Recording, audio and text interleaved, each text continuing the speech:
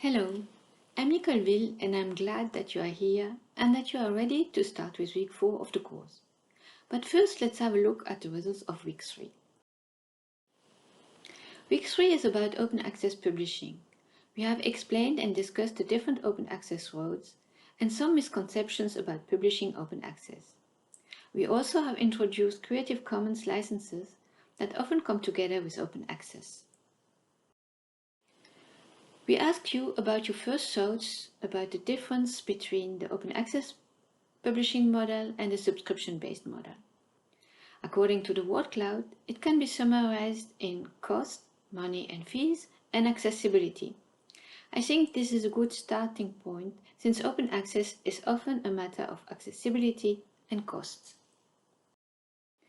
Please share your thoughts about the misconceptions and tell us how your perception about open access journal has changed or not.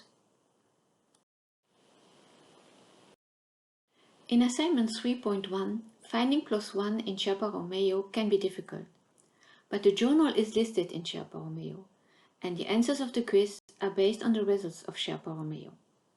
Luckily, we have tools like Sherpa Romeo and ThinkCheckSubmit.org to check the policies and evaluate the journals as mentioned by Radomir SZ.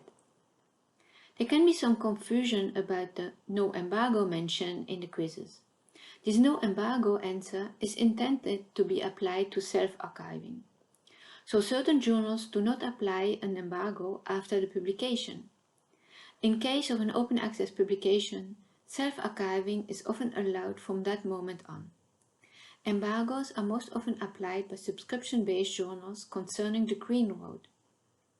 The Etna Journal has a very brief policy on the website. Not much is told about this journal. So when in doubt about the topic, you need to contact the publisher to get the right information. Up to now, we only had a few submissions about your preferred journals in assignment 3.3. Please continue to share the information. It seems that some important subscription-based journals in certain fields offer a hybrid gold model, but seem to impose quite a long embargo, up to 2 years, when following the Green Road. How could or would these embargoes influence the visibility of your work? Please share your thoughts or experience about this topic.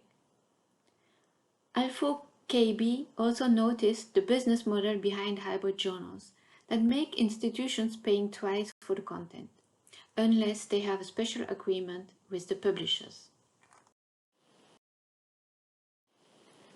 The journal metrics are still an important factor for authors and institutions, and the evaluation system needs to change. In the meantime, I recommend to look at what is beneficial for your publication, since the journal metrics are no guarantee of your personal citation rate and recognition. Did you think about open access publishing while the data is not available and not following the FAIR principles? It is true that not all journals require to publish the data. How do you think about this? What changes should be done? Open access publishing often comes together with Creative Commons licenses. Open access publishers often propose certain licenses, but how to choose? It's like keeping your rights. It depends on later usage and the permissions that you give the readers. I refer here in this slide to a page of Wikimedia that gives you an overview of the possibilities of mixing materials with various licenses. But it is not only about the permission that you give. Perhaps you are also a user of these articles and publication. Think about which articles you can use or reuse and under which conditions, depending on the licenses, in your education, for example. I hope this will help you to understand the importance of licenses. Please go on with your contributions, and now you can start with week 4.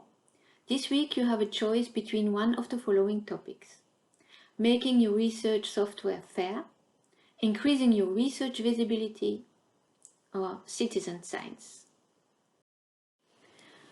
Thanks, stay on track and enjoy the course. Bye.